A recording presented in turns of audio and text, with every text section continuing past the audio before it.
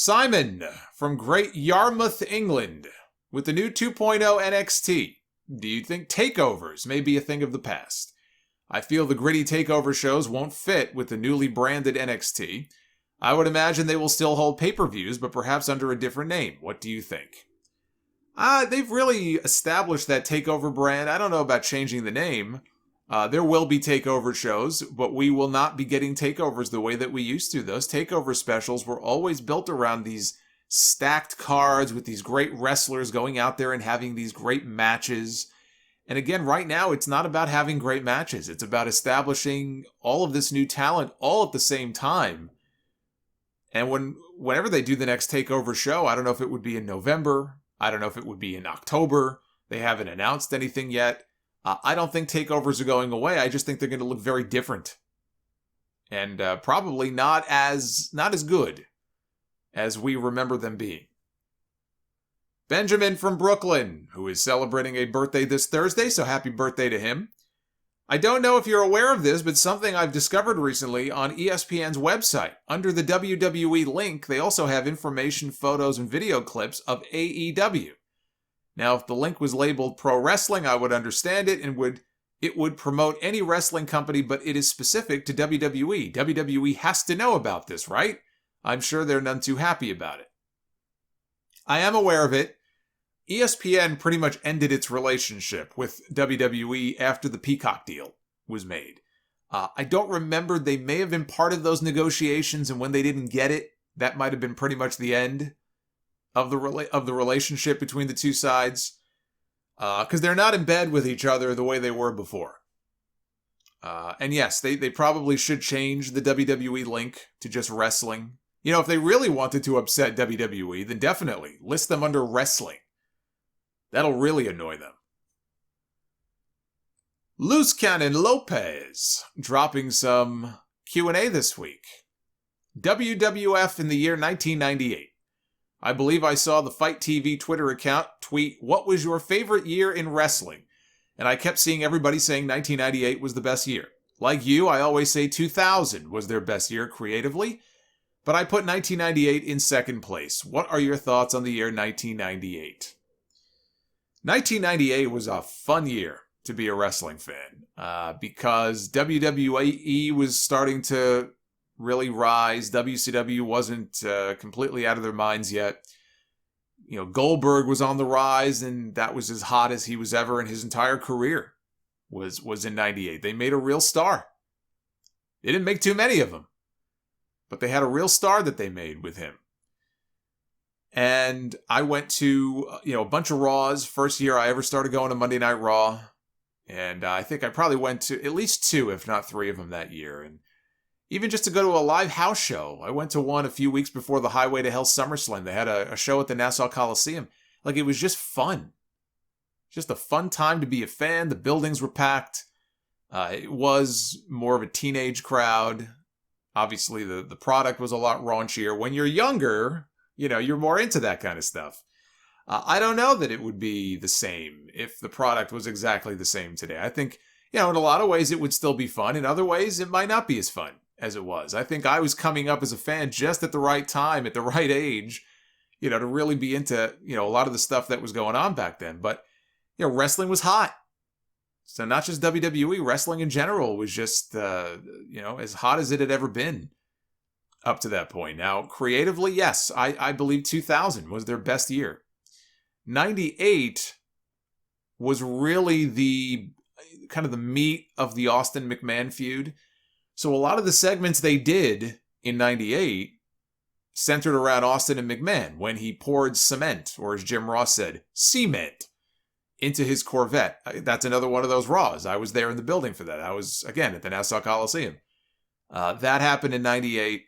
The Zamboni segment, the Zamboni incident on Raw, which is one of my all-time favorite Raw segments. People were losing their fucking minds during that segment. The ring literally moved when he crashed that Zamboni into the ring, and he jumps off and he tackles McMahon. You had a lot of segments like that in 98. So that was the peak of Austin McMahon, which is probably why it was so much fun to follow along. When Vince, Undertaker and Vince put him in the hospital, Undertaker and Kane rather, put Vince in the hospital, Dr. Austin found Vince in the hospital, and, it's just fun. So creatively, there were highs and lows, because there was also a lot of bullshit that year that, probably from the mind of Russo. For all the good stuff, you couldn't always keep away all the bad stuff, and you had beaver cleavage and just bullshit like that. So it wasn't all good. But I look back at 98 and I just think to myself, I put myself back in that headspace, and it was a really fun year to be a wrestling fan.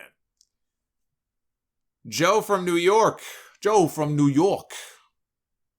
I know you're a huge Bret Hart fan. I was on the Stone Cold side of things during their feud. Recently, I heard Eric Bischoff mouth off that Bret complained and didn't do anything to get himself over in WCW. Do you think Bret was damaged goods, or did his career die in WCW because Hogan and the others would not give him a piece of the pie? Oh, Bret had a huge piece of the pie. Bret had his fill of pie, believe me. To the tune of $3 million a year. Bret didn't like Eric Bischoff. Eric Bischoff didn't like Bret Hart because he doesn't like the things that Bret has said about him. I mean, Bret Hart has called Eric Bischoff a maggot. He has called Eric Bischoff a brainless idiot. If somebody called you a maggot or a brainless idiot, you probably wouldn't like them too. And Eric has called Bret a whiny bitch. So they've gone back and forth for years now. I don't think Bret was damaged goods at all after what happened in Montreal. He was the hottest thing in wrestling there for a while. The three best things that Bret ever did in that company for all the millions of dollars that they paid him was cut a promo on El Dandy. He wrestled Chris Benoit in a tribute match to his brother. And he knocked out Bill Goldberg with a metal plate. That about sums up Bret Hart's run in WCW.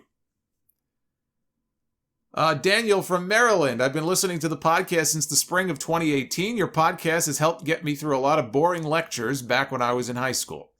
Do you think the Ruthless Aggression Era is overrated? Some people have said that it is the greatest era in wrestling history, while people like myself think that it was good, but nowhere near as great as the Attitude Era and the Golden Era were.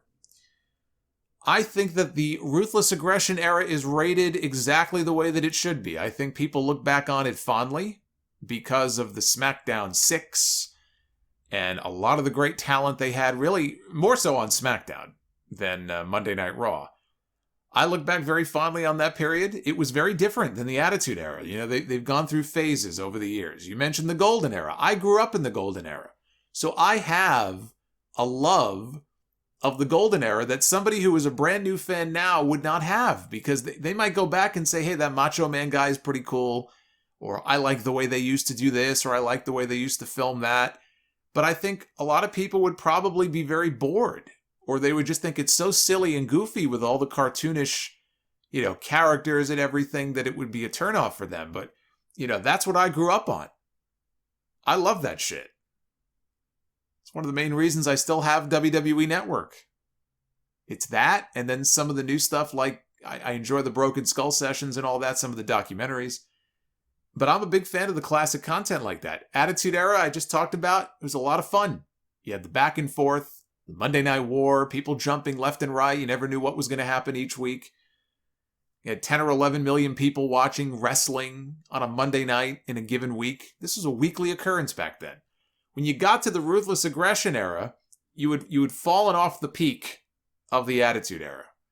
Wrestling was not as hot as it used to be.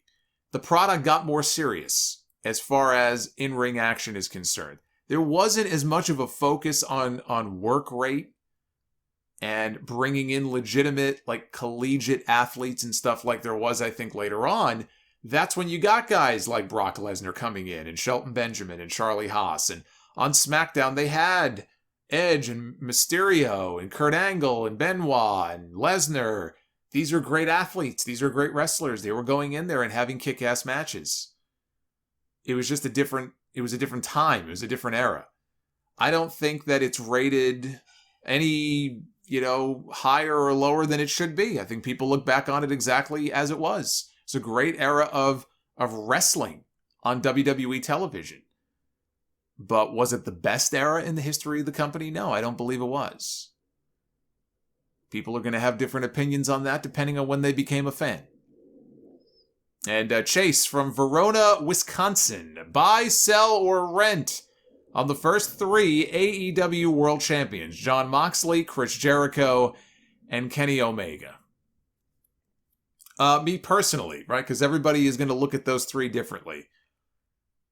I would probably, oh boy, first 3 AEW World Champions. Well, I would say Omega number 1. You know, Kenny Omega has really turned into a gatekeeper for that title. And he's the belt collector. He's got championships from multiple promotions. He feels like a big league world champion. I know not everybody is a fan of his work or his shtick or his promos. His promos are not great. But I would say Omega has to be number 1. I would put... That's tough. I can go either way on number 2 or 3, to be honest with you. I would say... probably I would go Jericho number 2, and then Moxley number 3. Jericho was the perfect first champion for AEW. And he had some really good matches. Although I don't think he held it long. I don't think he held it as long as Moxley did. Maybe a few months less. But he was just the perfect guy to put the belt on that first time. And so I would go with Jericho at number 2. Right guy at the right time in the right spot. Moxley, he had some really good matches as the champion, but I also feel like there was a period there where it was kind of like, well, you know, there's not a whole lot of, I don't know, there's not a whole lot of buzz as Jon Moxley being the champion, and there were some matches he had that, you know, weren't favorites of mine. I did like the match he had with Brody Lee. That was better than I expected it to be. The match with MJF I thought was better than I expected it to be, but that would be my list. Omega number 1, Jericho number 2, and Moxley I would put at number 3.